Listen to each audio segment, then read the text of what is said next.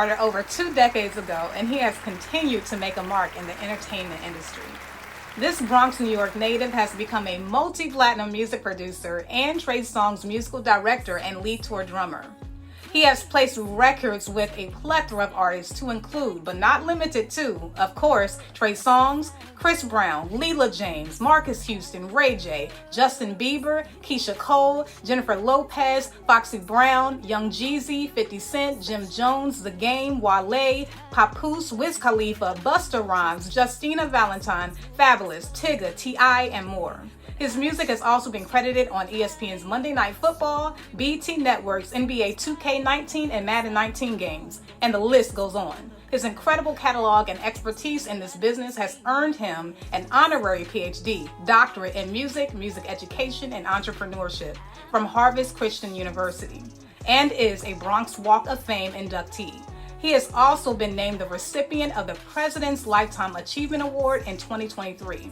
Throughout his journey as a motivational speaker, he has utilized his credibility, background in music, and spiritual gifts to give back to youth, educating and mentoring students in school systems and communities. His new book titled The Story of Amadeus and The Beat Goes On serves as an inspiring, tangible message ultimately about believing in yourself, and I'm here to talk to him about it. Please welcome the CEO of Platinum Boy Music Incorporated, multi-platinum music producer, and Trey Songz musical director and lead tour drummer, Dr. Antwan Thompson Sr., better known to you as the Great Amadeus. Hello. Look amazing. Okay, Thank you. And we match it. I know, right? Okay. Yeah, absolutely. I'm so glad you were able to come on. No, man. Thank you. Thank you for your platform. Thank you for your platform. Thank you for this opportunity. Thank you for a safe space, and thank you for inviting me on. I appreciate it. Thank you for your patience too in regards to, get. All right, so you have quite the catalog, and because I'm from Virginia, I know you get this question a lot. This whole thing about, how did you land the job of working with Trey Songz? I know that is a common question. And I want to start there because I'm from Virginia, and I didn't think it would be right for me not to even bring that part up, because he's from Virginia. So what led to your role to being appointed the musical director and the lead drummer for him? Well, love that for you. So shout out to VA, shout out to you, shout out to everybody from VA. Got family down in VA as well. So shout out to VA. My brother Trey Songz, man, 18 years together as his music director and musician. And how it came together was we was in the studio creating a song. Shout out to my brother Mike Jones. We were in Houston creating a record called I Know. Trey Songz was the featured artist on the song and the hook. And we were recording this record down in the studio. There was a drum set in the corner. And I saw the drums, really got excited. They didn't know that I was a drummer and a musician first, before being a producer. So I kind of got excited to see the drums in the corner, mentioned to both Trey Songz and Mike Jones that I play drums in church. And they kind of laughed at me, man. They thought I was joking. They didn't believe that I was serious, but I was absolutely really serious. And in that moment, it was just a feeling. And I was just like, listen, the music you're making, really incredible, really soulful. One day you're gonna need a band. When you do, call me. And that was the conversation we had, short, sweet, to the point. And he was like, all right, cool. We went back to, recording the song, finished the song. I think Trey was living in Atlanta at that time. So we went back to the A, I went back to New York. Mike lives in Houston, so he was already there. That was that. A year later, I get a phone call from his manager at the time. Shout out to Delonte Murphy. And he's like, yo, this is Trey's manager. You ready to put the band together? And I was like, nah. He was like, what you mean? He was like, yo, Trey told me to call you and say, yo, call Amadeus when it's time to put the band together. And for me, it was dope because one, I just kind of put it out there. We've both been in this business for a long time. You say things, people say things. A lot of people don't really. That's what I was going to ask you. Did you think he was going to call you? Yeah, I just threw it out there, man. I didn't think he was going to call. So when the call came through, and I was just like, oh wow, like I didn't expect that. So he's like, you ready to put the band together? And I was like, nah, man, I don't know how to put no band together. I just play drums, and I play drums with my brothers in church, man. And he's like, all right, we'll call them up and pull it together. We got a show in New York. We need the band, and Trey wants you to be, I didn't know the terms. I didn't know music director. I don't know, man. He just put the band together. Yeah. called my brothers up. Shout out to Butters. Butters plays keys in the Trey Songz Experience, my big brother. He was the music director for Casey and JoJo, Case, Leela James. So I'm like, I'm gonna call him. He's gonna be the music director. I'm gonna play drums. I'm gonna call my bro, from church. We How good. You demote yourself. You know what I'm saying?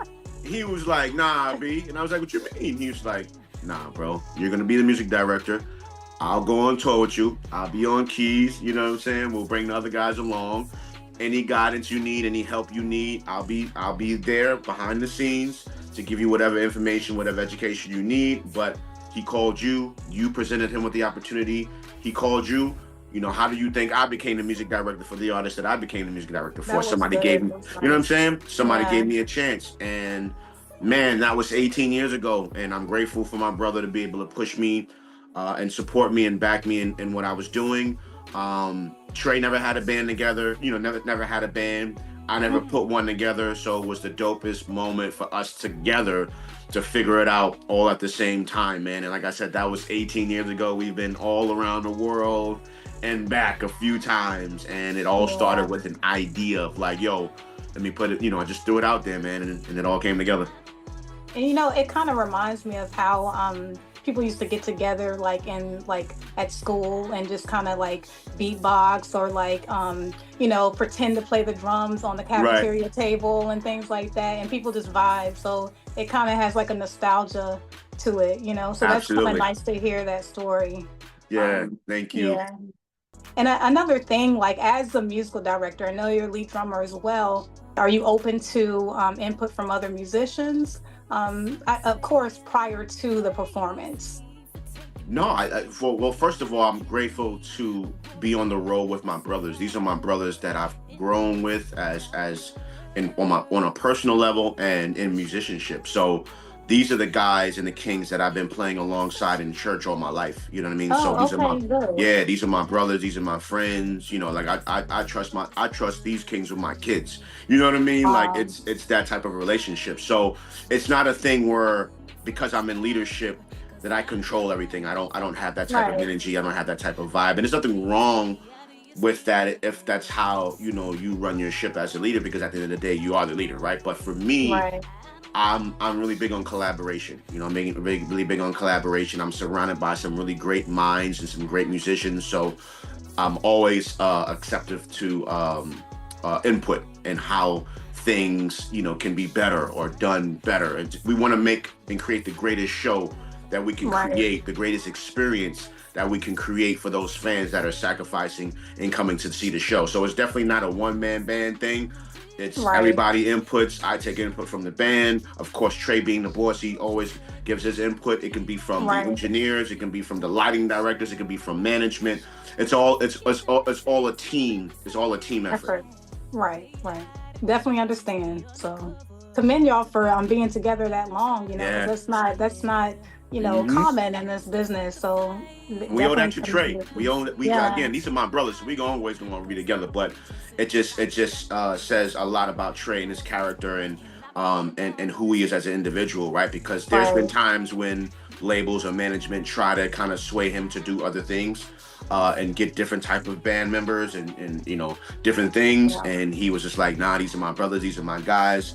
These are the only dudes I want to do this with. You know what I'm saying? And I commend Trey on keeping the Trey Songz experience, and allowing us to be a part of his journey for 18 years. That's awesome. And it'd probably be a good thing, I'm probably going to skip around because I've followed you when it comes to being an inspiration to young people. Absolutely. And even to, other people that are not young adults.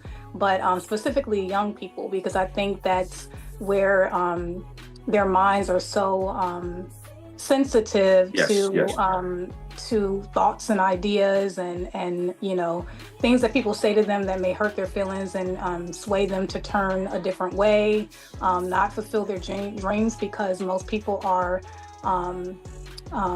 more abreast to 9-to-5s or what they're used to, and so when it comes to that, I know that you've traveled a lot, speaking to them. Is there anything that you might have heard or what they might have said to you that you found maybe shocking, or, or something that was like, you know what, this is why I do this, Yeah.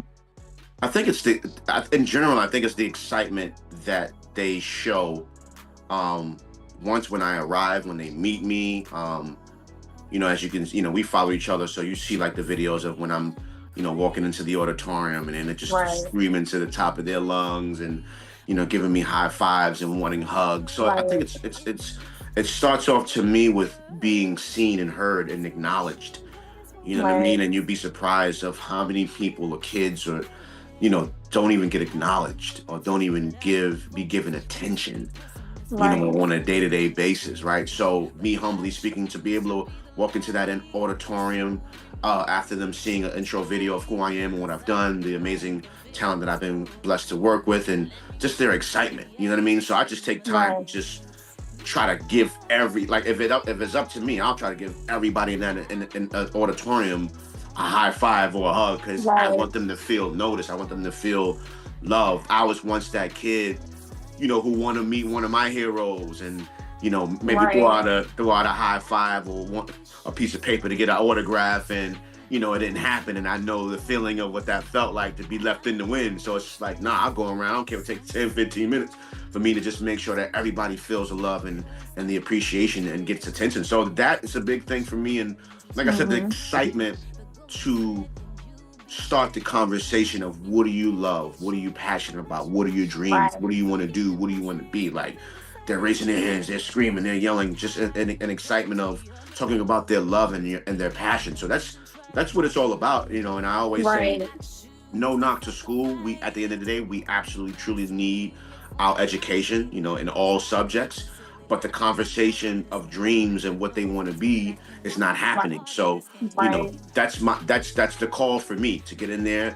Teachers, you do what you do, admin, y'all do what y'all do, give these amazing young scholars the knowledge and the tools that they need to survive in the world. But I'm gonna come in and I'm gonna make sure that they're tapped into who they are and their God-given gifts and talents that God has blessed them with, and for them to find their passion, so that they're not, like you mentioned, doing something in life that they don't want to do, or settling in life, or working a 9-to-5 that they just happen to get, or living the lives that their parents see for them. Like, no, what do you want? What do you want to do? What do you want to be? That's what you want to do. That's what you want to be.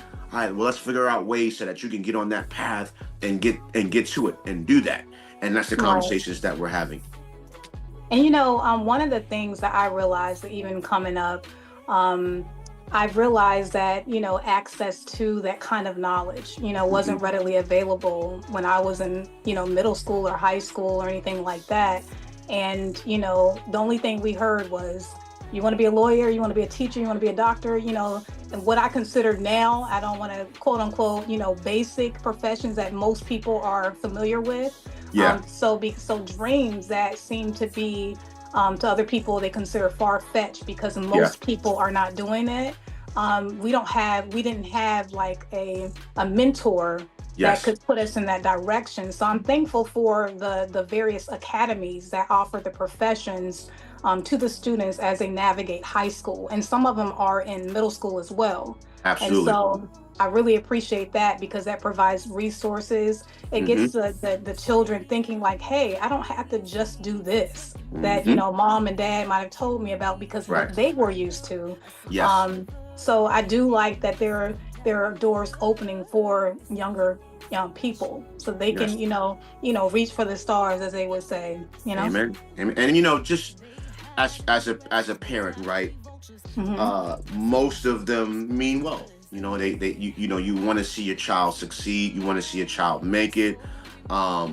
You try to protect them from harm's way. You don't want their feelings hurt. You don't want them to experience disappointment, even though that's a part of life. You know what I'm saying? So I think a lot of people move in fear, and just kind of want to be in a safe space. Like, okay, well, if you graduate, you go to high school, you finish high school, you go to college, you go get this job, boom, you're good. You got your 9-to-5, you got your pension, and it's like, but what if you want to go left? What, and that was me as a little kid. Now I hear all of that. That's cool, but I won't go that way. And with me going this way, I'm walking into it knowing nothing is promised. There's nothing guaranteed, right? Right. Ain't no promise that I'm gonna become Amadeus, or these dreams and visions that I'm having as a little kid is gonna come into fruition. But I'm willing to take the chance. I'm willing to say, yo, I love this so much. You know what I mean? And I don't want to just settle in life. I don't want to be what you want me to be. I'm gonna go over here. I'm gonna take this path alone if I need to, and I'm gonna figure it out along the way. And that's what I've done. So it's just about, and these kids need that. I'm from New York. I'm from the Bronx. Very tough neighborhood. So it's big, and I know the challenges that they face because it was the challenges that I had to face. But for me, it's like no excuses though.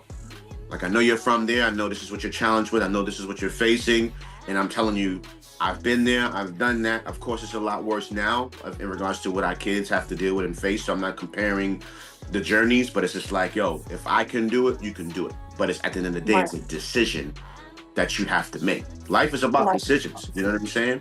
And, I'm just grateful, that I'm following my calling, because I feel like it's a calling on my life. I feel like God put me in this position for a reason, for me to obtain this musical success, to be able to get their attention and get their undivided attention. It's crazy how it could be a auditorium of 600 and 700 students, and you can hear a pin drop, right? Where in the classrooms, there's only 30 or 20, and no disrespect to the teachers, but it's like, they can't keep them quiet. They can't keep them locked in.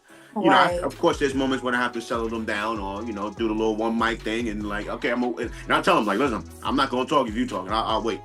And I'll wait as long as you need me to wait. But it's like, there's a certain level of love and appreciation and respect that they give me. And I know that's based off of who I am and what I've done and who I work with. So I take advantage of that and say, well, I know I'm going to get your attention because because of what I've done. And I got to make sure that I use it wisely to just, encourage you and motivate you and inspire you to be the best you can be. Right. And another thing is that I know that you were a guest speaker for Drexel University with Tony. Tony Dofat. So yes, that was my interesting brother. that I found. Yeah. So and I just was thinking, like, have you ever considered being an adjunct professor? I know you're busy, but like, have you ever considered maybe exploring that? That's really dope. Come on and speak life into me, Queen. Yeah, I'm always trying to find it. a way. Yeah, I'm always trying to find a way, because I feel like I majored in biology pre-med, and then I went on to to do a master's in healthcare delivery science. Wow. But I also congrats on that. Congrats. We're not going to skip over that. Congrats. I know, but I appreciate it. But but my passion has always been music. Yes.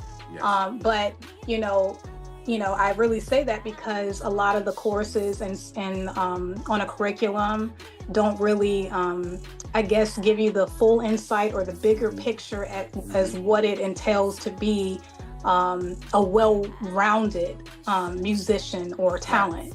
Right. So I just think it's important that people that have had this experience, be able to shed light into spaces where students can receive that information versus go out into the world when they graduate and they have no experience. Nobody wants to hire them because they don't have experience. So just that's the reason why I really asked, because I'm always motivating or trying to encourage entertainers to think about, they're like looking at me crazy sometimes, like, what? I'm too busy to do it. But if you have master classes, if you do things like that, you're kind of doing that, and you don't, maybe you could partner with a school and say, hey, I want to, have a workshop at the school, things like that for people to get credits, even at universities. They could use it for their resume building. Right. So, yeah. I think that's dope, man. I think that's dope. And for me, it's not even about a time. It's more about respecting, kind of like the process of what professors had to do. You getting your master's, right? So, my highest education was, I finished high school and that was it. I just went full speed ahead with music, right? So it's just about respecting the space of what the professors that really do this, like what they've been doing, the documentation that they have, and I don't even know if that's something that they would offer me, being that I've, you know, I finished high school and then everything else. Because, you know, for me, it's all experience, like you said. Like, so I think some people are willing to hire individuals based off of like, all right, we know you didn't have a college degree or your, you know, bachelor's or your master's, but you do have, you have experience, 25 plus years of experience, you know what I mean? And we would rather that. So it's definitely something that I'm open to. I love, and I'll say this, and I love that you opened up this topic and platform for me to speak on. Like, I love music, right? But I'm getting into a space where, like, the educating and mentorship and just helping others is really where I'm at. Like, I'm into music, you know, like I'm still creating, I'm still performing, but a lot of people will approach me because of me being a producer, like, yo, Amadeus, you heard this artist? And it's like, and I had to tell like a few people yesterday, I was at an event and I'm like, yo, I'm kind of like 1 foot in, 1 foot out. And they're like, really? I'm like, yeah, it's just not the same. Like, I love music and I love the creative process, and I feel like God has blessed me with that gift and talent. So that's kind of the 1 foot that's still in.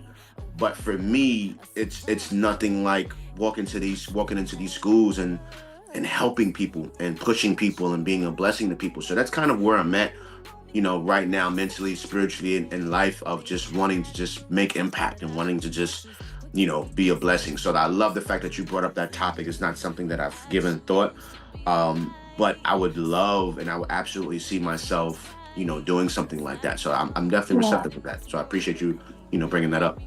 Yeah, and I also want to, because I know that I didn't want to dismiss this either. I know that you've received an honorary doctorate. Yes. And I think, and the reason why I wanted to bring this up is because a lot of times I've you know, encountered you know, industry professionals, or just you know, or not just industry professionals, people in other professions, how they've obtained honorary doctorates. But sometimes people don't recognize the impact that it has on people that are, you know, watching you, you know. So your story of, even if, you know, you only graduated from high school, you know, you're still an inspiration to children to say, hey, you still can get that acknowledgement, you know, that that what you've done has impacted lives. And I think that part of it is the reason for things like that. You know, a lot of people don't want to bring that up, but it is important, you know. No different than you get accolades on a job. It's and true. You know, you get accolades on the job from, you know, maybe a regular 9 to 5. You get accolades for a job well done on different things that are required of you versus things that are not required of you. So I just wanted to, you know, say congrats on that as well. Thank because you. that's still a high achievement. Absolutely. Absolutely. Thank you so much for that. Yeah, no problem. Here. Great conversation, by the way. Great conversation. Oh, no worries. Great conversation. You have a book called The Story of Amadeus. Yes. Why is this book important to you? And have you ever considered turning this into a biopic? Love that. The Story of Amadeus, and the beat goes on. First of all, shout out to the co-authors, Trina Stackhouse and Lynn Hobson. Wouldn't have been able to do this without them. This came about during the pandemic when we actually brought it to light. It's something that I wanted to do for years, just didn't have the time, you know, to do it. And while we were home due to the pandemic, fortunately, I was able, you know, to get this done. And the reason being is, you know, obviously I show up to schools and have these conversations, and, you know, sometimes the kids are listening, sometimes they're not. You know, sometimes they sit next to a friend that's talking a hole in their ears, and, you know, I just was like, I want to leave them something tangible that they can refer back to. You know, once I leave that building, so that, you know, if there's, you know, inspiration that they're looking for, motivation that they're looking for, just a little push or a boost, you know, they can open up this book. And that was the reason for us creating it. So the story it's based off of, you know, me being a little baby and, you know, achieving my first placement as a music producer. So it actually stops there. Straight to the point, 26 pages, photos of myself growing up as a kid and everything like that, on each and every single page. And the reason why I did that was, you know, just being honest and transparent. I'm not a reader like that. So I was like, you know, I'm more of a visual person. I like to see things. If you want to educate me, show me something, teach me something, let me see it. And that's kind of how I learn and how I receive information. So I said to myself, like, if for the reader that's like me, It's not like, how do I get them, to pick up this To book? pay attention. Yeah, and it was just like straight to the point. So it's 26 pages. It's pictures on each and every single page to be able to, you can be able to see the picture that I'm trying to paint, with my words. And it's amazing, biopic, definitely can see that in the works. Even with this book, like, we added "And the Beat Goes On" because obviously there's so much more to the story. As I mentioned, it stops at me, obtaining my first placement as a music producer. Shout out to Foxy Brown, who was the first artist that that I was able to place a song with. So yeah, the story goes on. So hopefully, maybe it'll be a part 2, part 3. But I do feel like, because most times, and I'm just generally speaking, when you have a product and it does well, you start thinking about the next product and part 2, part 3, the next chapter. And for me, I feel like there's so many people in the world, especially children, that needs this book in their hand, and I want to make sure that I devote the right time and energy and push that it deserves, even if it's years, to make sure that we're placing as many of these, books as possible in their hands so that they can, read the story and be inspired by it. So I'll be on this journey for quite some time, pushing the original Story of Amadeus and the Beat Goes On book, just to make sure that it gets into just as many hands as it can possibly be. And obviously, when it's that right time, we can focus on the next book, and then start talking about this biopic, that you're talking about. But it's even with that being said, there's so much. I've done a lot. I'm grateful for it.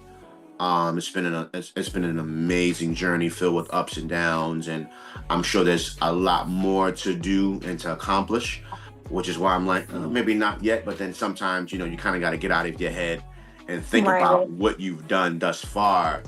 And be like, that's definitely enough to create, a biopic now. So we'll see. We'll see what God has in store for me. Right. I think it's more than enough. I think just a story. There's a story just getting started, and you don't really see too many until someone gets to a point in their life where they're like, you know what? Is there any more things that I can do at this point? But I feel like I think that's the the integral part of being impactful, like people to understand the start of a journey. And the struggles, like everybody goes through it. People are being told they can't do it, or they're giving that insinuation that they can't do it, or they shouldn't. And I just feel like those are the types of stories that I find compelling. So I can only imagine for that child or that person that's saying, you know what, I'm too old to start this. I'm too young to start this. Or, well, the person I care or love the most is basically telling me that, this is not a good idea. And I just feel like, I feel like those stories by itself, just starting it, are very important. So I would definitely at some point in time, maybe, think about it. Absolutely. Basically, you reveal how your passion came about. And correct me if I'm wrong. Did you first notice this in the church, or was it more so like when you were home with your parents and you always played music? Like, where do you think it was a nice medium, like the collaboration of both efforts? How do you feel? What do you think about that? I think it was more so because my parents were music lovers first. You know what I mean? Before. I was even really able to understand church and what was happening and what was going on in services. So my parents always, my pops had the super duper radio system, and, we cleaned up on the weekends on Saturday. Like that was a very important thing for us. You couldn't do anything until the house was clean. So we heard all different type of genres, you know what I mean, growing up. And I think that was kind of the true introduction to music, and just seeing the love and passion that our parents had for music. I think that was what kind of ignited us to have an appreciation for music. Fast forward from there, the school that my parents sent me to, St. Augustine School of the Arts, in the Bronx, you had to choose a musical instrument. That was a part of the program. That was part of attending that school. So it's kind of having an introduction to music from an instrumental standpoint, and I chose drums. chose drums, and the rest was history. Fell in love with it. Always kind of loved drums because my parents bought me a Smurf drum set when I was a baby, about 3 or 4 years old. So definitely was in tune to drums. Didn't think or know that was my passion and that's what I would do or be. But just when I realized just the God-given talent for it, to be able to pick up the drumsticks and, play the patterns that my teacher played and mimic him, beat for beat, with no issues whatsoever. Even he was just like, what is this? So I think it was in that moment where I was like, okay, I got something here. And then, me joining my church and becoming a part of my church, that was just really where everything just developed and how I was molded and shaped and, given the seasoning and the flavor and the spice and just the vibe and the energy to really become that musician. So the church was definitely where I developed and really became, who I was as a musician. And as time goes on, you grow and you develop and, you be inspired by different individuals, different musicians, different places. But, it all, that the church definitely played an important role. If I didn't have the church part, I can't see myself being who I am today in regards to the successful musician and producer that I am, because it played such a pivotal role in the development. And even your relationships, right? With your bandmates and things like that. Absolutely. Absolutely. Mm-hmm. And and I can understand that because I too grew up in the church as well, but I was in the choir, but I didn't play any instruments. I wish I could, but definitely understand the vibe. And sometimes when rehearsal was over, you were still vibing, Yeah. Oh yeah. And so that was fun, Yes. So, and even some of the trips that we've taken as a choir, it's just, it's just one of those things that, you only wish other people had experienced, Right. I agree. So I definitely understand where you're coming from when it comes to that. And I'm not trying to switch the subject a little bit, but I know that your book also mentions how you somehow got into the band at school, but I don't want to go into detail because I want people to read your book. Gotcha. But I find that to be very interesting because I find that a lot of talent happens upon things. I think it's spiritual because I think that's where we're supposed to be. I think things do happen for a reason. Like you said, I think everyone has spiritual gifts that that some of them may have not tapped into. And so I really found that to be very interesting, and I want the viewers to read your book. It's inspiring, and I think it's kind of ironic how things have basically been there for you. I believe in divine. So I do believe that there's a reason for all of these things, and I want people to read the book. Thank you. Thank you for your love and support. You're welcome.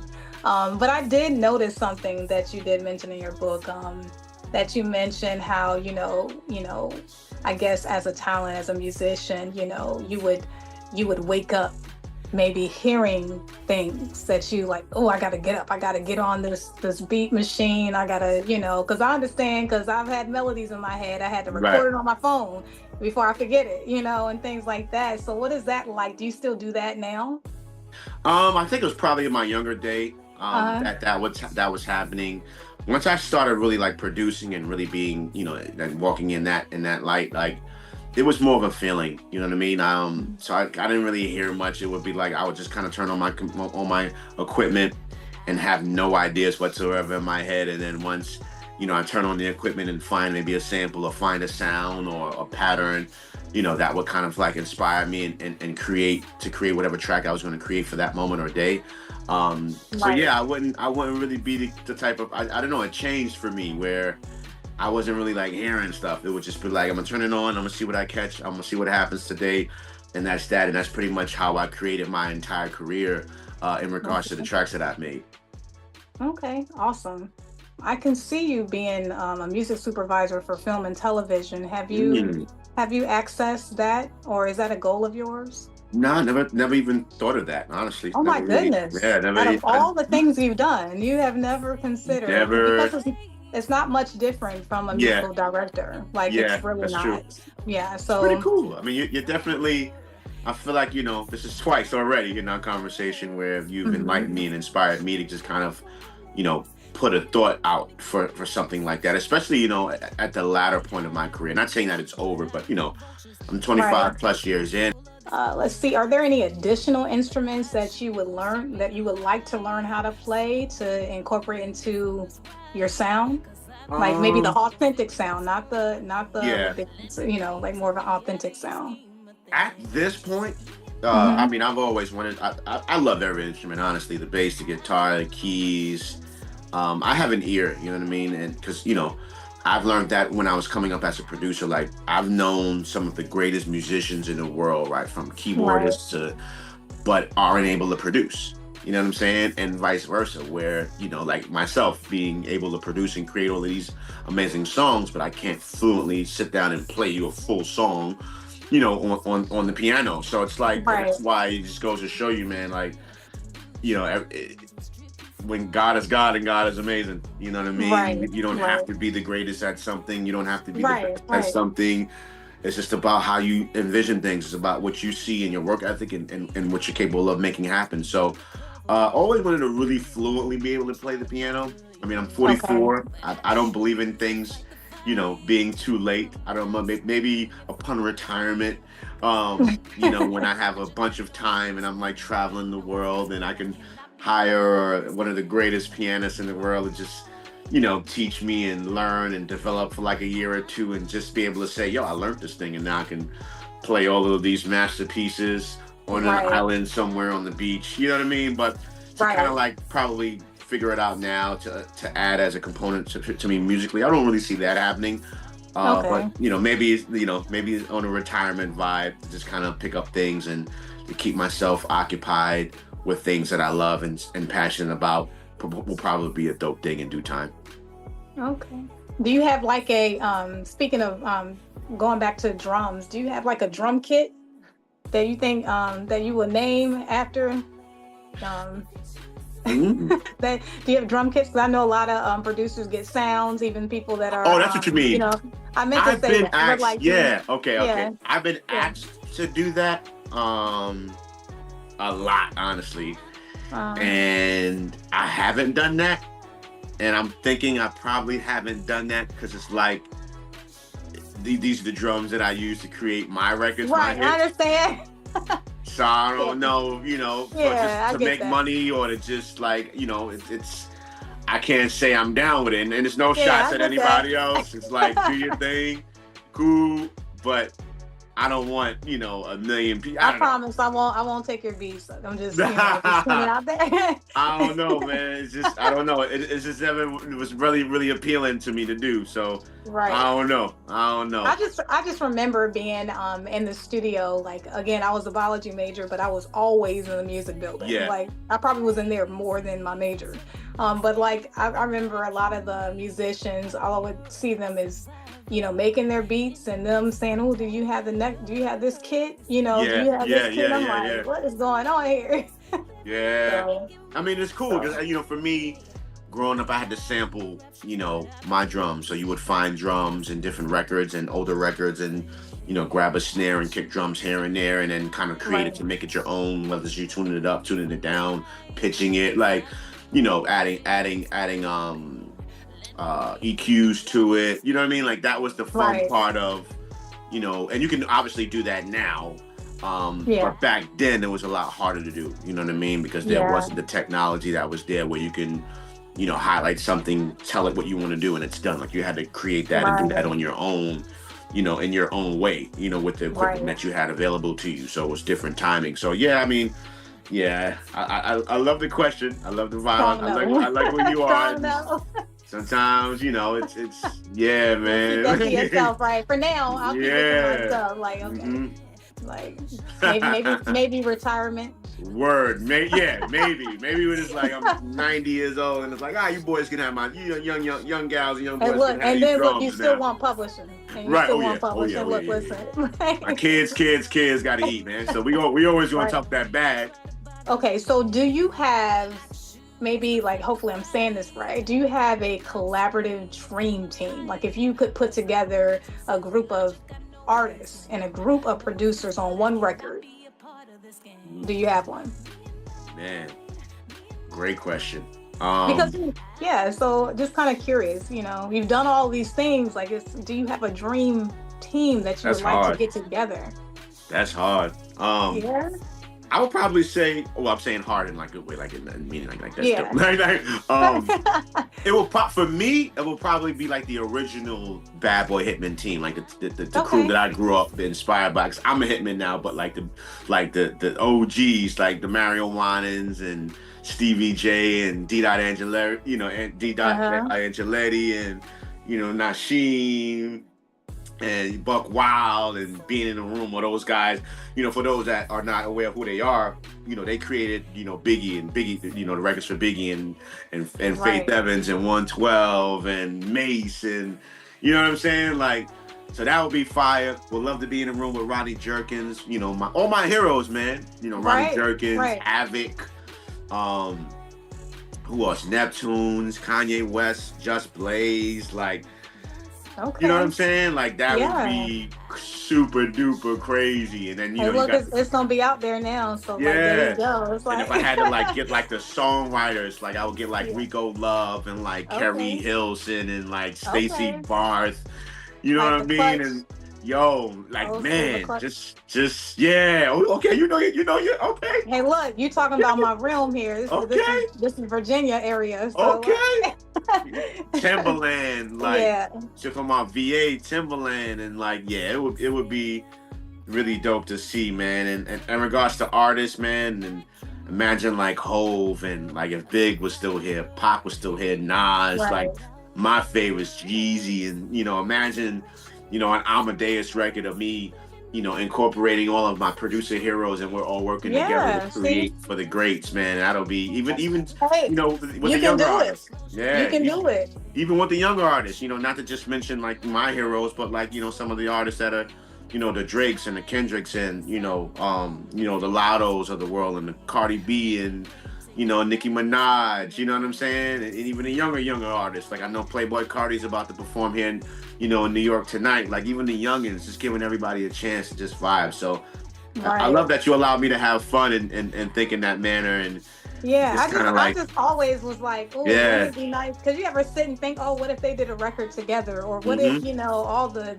you know, just all these different things. These are thoughts that I've had, you know, for many years. But just even this, you know, shout out to, you know, my guys that I work with now.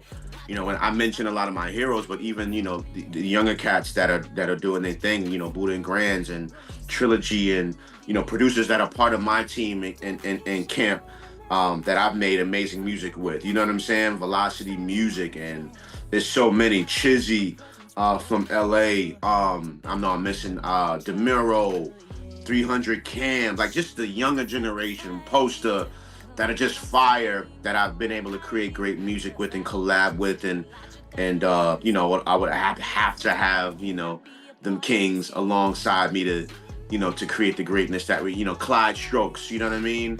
Right. You know, just to be able to create greatness with that I've already, but like to just my dream album, like I gotta have my kings, man, beside me. That's been creating great music with me, man, right now. So yeah, I love that you have, you know, allowed me to even think about something like that, because it's never something that I really thought about. So I appreciate you allowing me to venture up and explore that. Yeah, no problem. In this industry, you're constantly learning something new in this professional life. What was a real learning curve for you throughout your career? Love that. I think longevity, right? Of being consistent and being able to sustain and still be that same individual, to still be relevant. Figuring it out, right? Yeah. Like just figuring out. So I think that's very important. You know, a lot of people that I've come in with, you know, are no longer a part or kind of ventured out into different things in different areas. So me to be a part of music for 25 plus years and still a part of it in a relevant way is a blessing. You know, it's a true blessing. And it's about being able to pivot. It's about being able to grow and evolve. I think that's the key word here when you ask me that, is being able to evolve and not stay stuck Right. in where you are and what you're comfortable with, but being able to find the balance, right, of you being comfortable and being in a position, in a place that you enjoy being, but then also being able to advance and grow, and to learn, and to being willing to adapt to the times.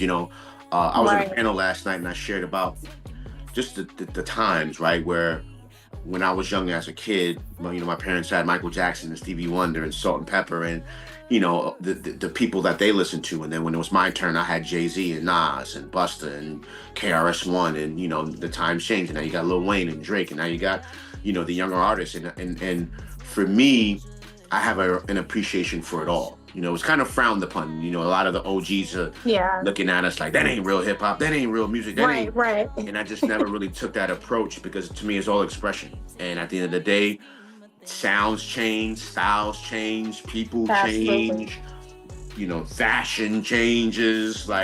So I just have a respect for everybody in how they express themselves. You know what I'm saying? So just being able to evolve and networking and maintaining relationships, and being a man of my word, and just moving with integrity and grace and honor and class. That's very important. You know what I'm saying? And but being sure to handle business and standing on business. You know what I mean? Knowing your value, knowing your worth, not being afraid, having faith over fear, as I would say, and just being able to navigate in the business. It's a tough business. Very, very, very, very tough business.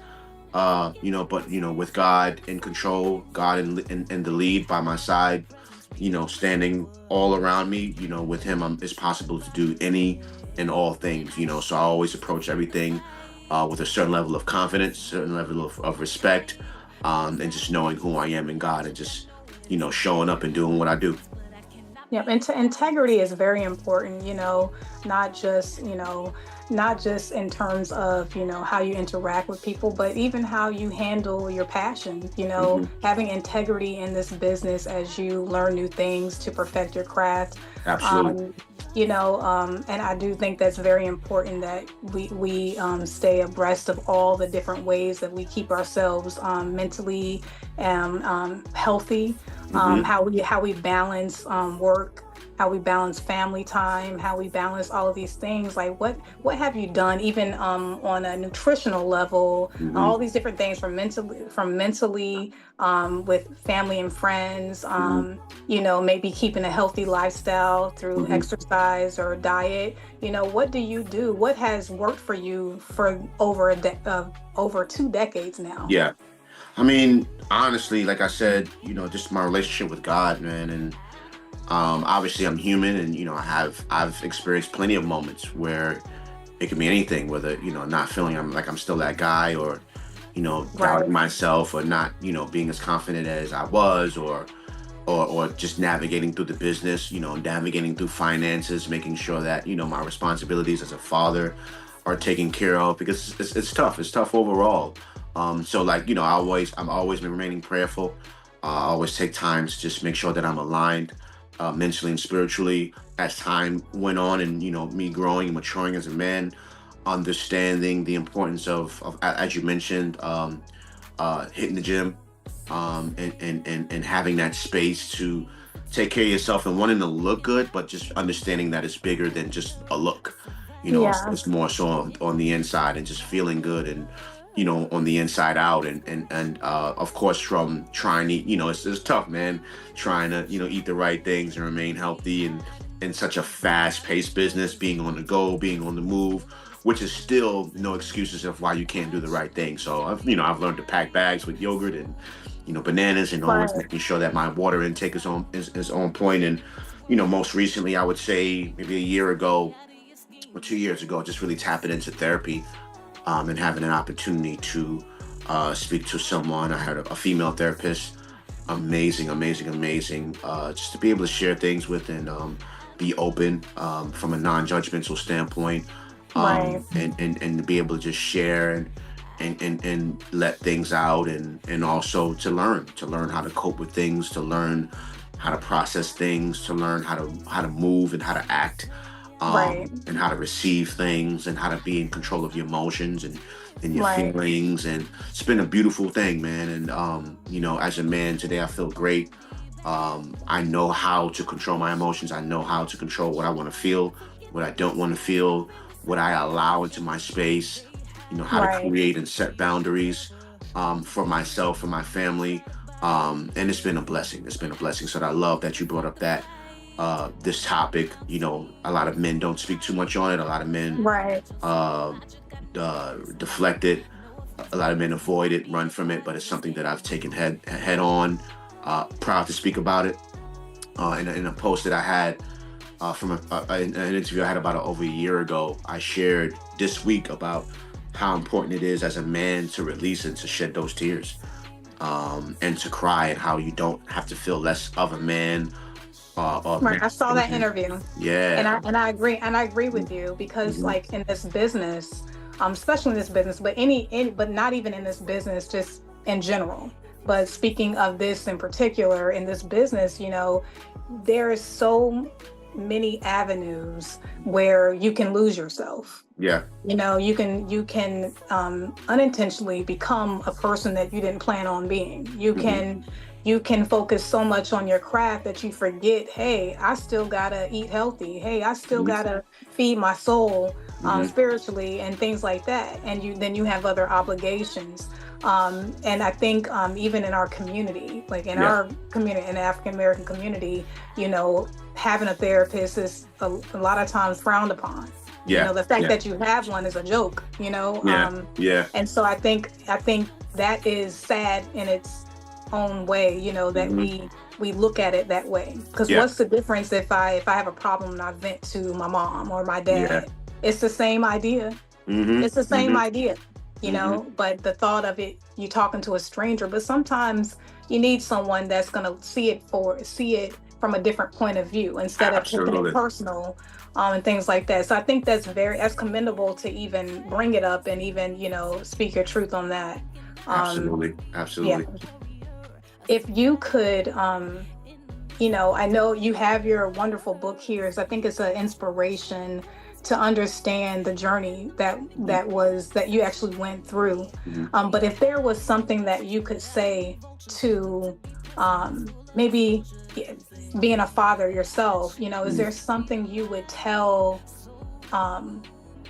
your family or your kids or even aspiring talent or anybody in this world, like if I had to tell you one thing about this book and why it was important to me and what I want you to know, what I want you to know about me, what would it be? That's great. I think it would be probably about that, you know, that little young kid, that baby that you see on the cover of what he was willing to do, what the younger me was willing to do to become this person that I am today. And I share that to say, most people will be like, you know, what would you tell your younger self? You know what I mean? And it's like, nah, I would flip it. And it's like, what would I tell me now? It's like, I admire that little kid, you know, that had to figure it out, that didn't have no manual to how to become who I am today, that had to believe in himself, you know, regardless when, you know, what I was trying to be was frowned upon because it wasn't understood.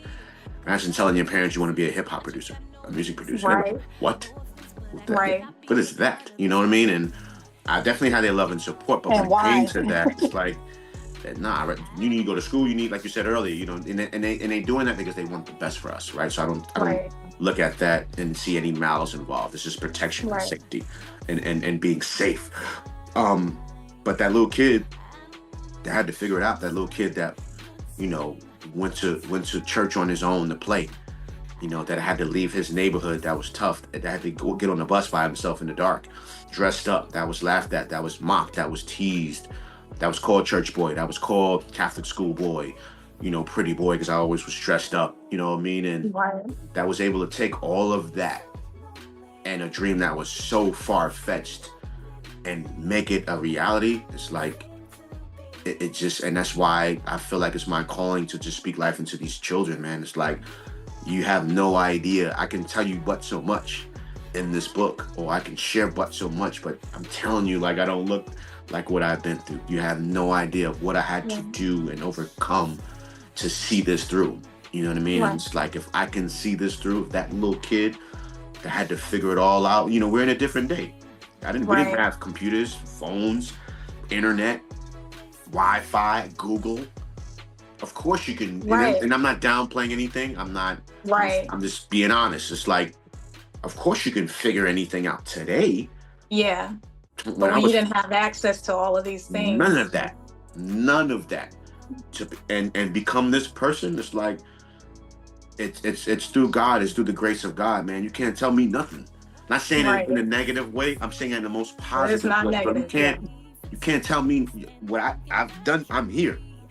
You know what I mean? So it's just that type of influence and that type of inspiration of like, yo, I don't care what you face with.